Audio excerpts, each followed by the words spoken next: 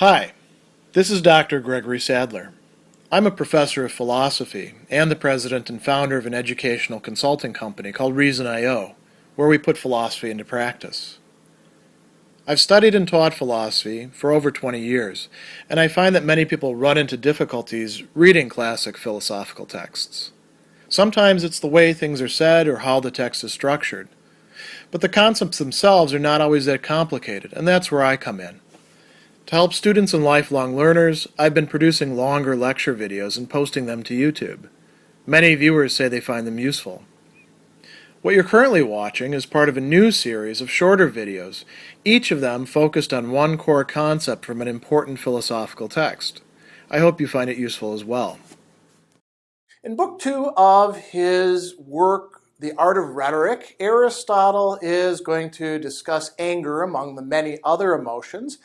And he tells us a lot of interesting things about how anger works, as you could call it, a psychological set of dynamics. And among those is a very short discussion that is well worth unpacking. It has to do with the types of people that other people, including ourselves, will get angrier in the presence of, or, when thinking about, or we will talk about what the scope of this is, when somebody else does things that anger us. Literally, when we are slighted. The Greek term is oligoria, being made less, and you remember that there's different types of slighting consisting in contempt or spite or insult. And the focus here, though, is not on the two people, the angerer and the angered. It's on the presence, or you could call it the witness, of a third person or group of people. Aristotle tells us that in these situations, people become more angry. The anger is intensified. And we can think about all different modes in which this greater, or malon in Greek, occurs. So the intensification of anger towards the offending person, it might be getting angrier in terms of the intensity of it. I feel angrier. It could be that it shows itself in attitude or action. I'm more likely to raise my voice, to shout, to punch people, to break things, to do other typical actions associated with anger. It might actually spill over onto a wider range of people, or it could be getting angry for too long of a time, right? There's a lot of different ways in which this greater or more, this intensifier, can take place.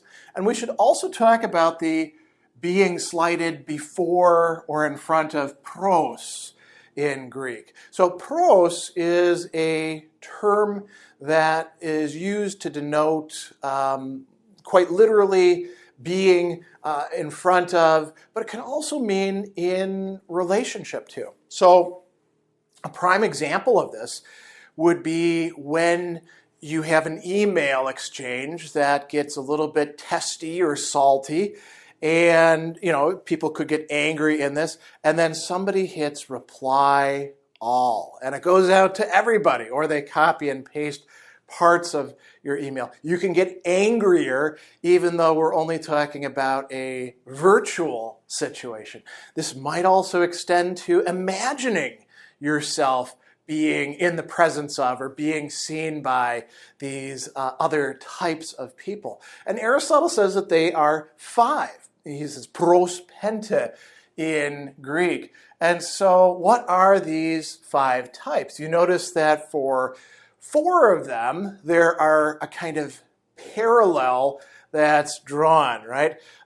In terms of admiration, admiration, we'll talk about what that means in just a moment. It could be a little bit broader than that. Same thing with respect. But then we have this first group, And interestingly, in pretty much all of the English translations that I've seen, this term is translated as people who are rivals. And what is a rival? It's somebody who is sort of on the same level as us, and we're always trying to outdo them, and they're trying to outdo us. So it could be fellow, academics, in my case, scholars. I'm going to write a book. Oh, he's already writing a book. Can I get my book out first? We're rivaling each other over that. It could be coworkers. It could be fellow managers if you, have attained some sort of position. It could be rivalry in terms of other things that are not work-related, like I like my yard to look really, really great, and my neighbor across the street is also trying to make their yard look really, really great, and people pass by and they're like, ooh, look at that yard, look at this yard. That's a kind of rivalry. It could also be in terms of other things. Now, the word that Aristotle actually uses here is more often translated in terms of desiring status, being ambitious, looking for honors, quite literally loving honors, philo timuntai. So philo, philein is the love or desire or affinity for something, and timuntai is coming from time, which means social status or honor. And so rivals are rivals precisely because what their rivalry is really about is not who can make the most money, it's rather what the money signifies, or who has the most beautiful lawn, but what the lawn itself signifies, the honor, the social regard that goes along with it. So when we are being insulted, put down, whatever it's going to be, slighting, when we're in the presence of our rivals, people who we take seriously, we are liable to get more angry with the person who is angering us. Not with the rival, him or herself, but rather with the person who is dishonoring us in the face of those who we are striving for honor with. So that's one important class. Now we get to the second and third. And the Greek term that Aristotle is using here is thaumazein, pros hus thaumazusin, and hupon boulontai thaumazein. And thaumazein is the word that we translate when we say philosophy begins in wonder, right? So wondering, or being in awe of, seeing somebody, for example, as a star, right? That is an example of thaumazein. We could also use the term admire those who we hold in high regard and we marvel at because of that. So it could be musicians, it could be people in our field. I've had encounters where I meet somebody whose books I've read and greatly liked, and I'm admiring them, right? A good example of that would be when I got to be in a faculty seminar with Alistair McIntyre. You're kind of struck by that admiration as you come in. Turns out he's very down to earth and very practical, very interested in what other people have to say, not a respecter of persons. And so, it was possible for a friendly relation rather than a mere admiration relation to arise. And you could say that there's a lot of people that one might have this with. I remember one time when we were in a restaurant in Washington, D.C., because my wife was attending a conference there, and there was the Secret Service were there as well, and people were like, oh, I wonder who it is. And then Michelle Obama came walking out. She was very tall, and people were like, ooh, kind of starstruck over that as well. So that, people who we admire. Now, when we're insulted or belittled or humiliated in front of people who we admire, Aristotle is saying the natural tendency is not just to get angry, but to get angrier. And it also works the other way. People who, now notice what he says here. He doesn't say people who we are admired by. It's not that simple of a transition. People who we wish to be admired by. Hupon bulontai. Bulontai is this desiring, this wishing to be admired by, right? Those for whom, with whom, by whom we want to be admired. And this is quite important. Aristotle doesn't necessarily think that we care that much about those who do admire us, getting insulted in front of them. It's the ones that we want to be admired by. So perhaps that could include some of the people we are admired by, and it wouldn't include some of the others, the ones where we're like, I don't care what they think, right? I care what these people think, what they feel, and now I get angrier in relation to this person who is, lowering my social status. And we see a similar thing happening with the fourth and the fifth, the second pair, that status is playing a very important role here.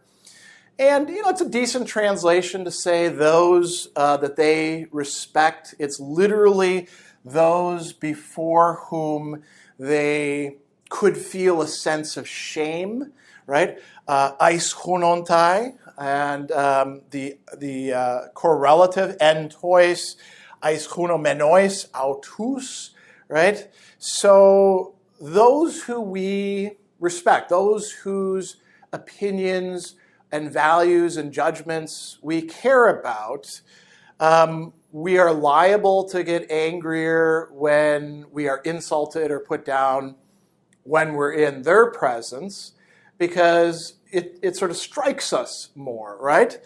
Maybe we fear that they're not going to respect us unless we retaliate. So there's a lot going on there. And then he says it's not just with those who we respect, where we're in a sort of, going upward relation to them. It's also those who respect us, or at least we think that they respect us. When we are put down in front of them, we get angrier. We dig our heels in more. We retaliate more quickly or more vengefully. So a lot of this is, you could think, about maintaining or restoring one's social position, whether it be understood in terms of respect or admiration or rivalry, we could say esteem in general. All of this is a very important set of ideas that we have to keep in mind when we see people getting angry, or ourselves getting angry in ways that seem out of proportion, out of place.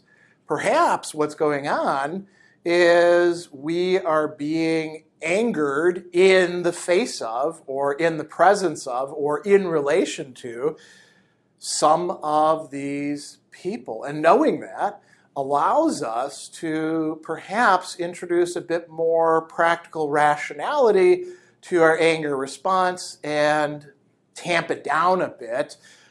Realizing this would be a helpful cognitive, let's call it, assistance, right?